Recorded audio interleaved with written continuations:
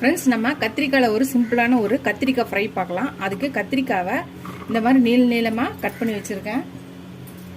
இதோட ஒரு அரை ஸ்பூன் இஞ்சி பூண்டு பேஸ்ட் போட்டுக்கலாம்.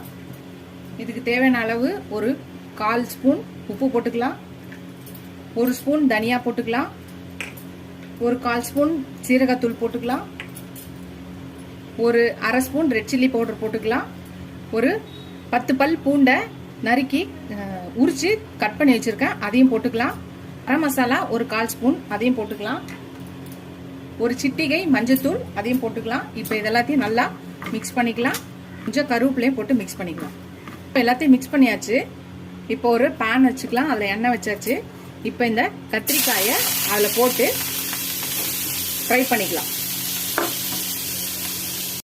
ஃப்ரெண்ட்ஸ், நம்ம போட்ட கத்திரிக்காய் எல்லாம் ஃப்ரை ஆயிடுச்சு. இப்போ இதை நம்ம எடுத்துடலாம்.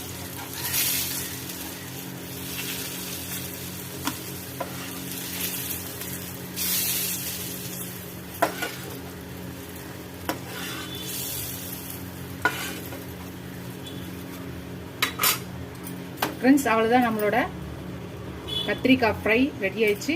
ஜஸ்ட்டு ஒரு 5 நிமிஷத்துலேருந்து 10 நிமிஷத்துக்குள்ளே நம்ம கத்திரிக்காய் ஃப்ரையை ரெடி பண்ணிட்டோம்.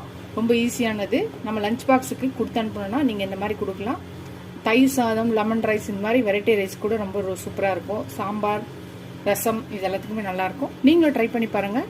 இந்த ரெசிபியை ட்ரை பண்ணி பார்த்துட்டு எப்படி இருக்குன்னு சொல்லுங்கள். இந்த வீடியோ உங்களுக்கு பிடிச்சிச்சுன்னா லைக் பண்ணுங்கள். ஃபர்ஸ்ட் டைம் என் சேனலை பார்க்கணும், சப்ஸ்கிரைப் பண்ணிட்டு பாருங்கள்.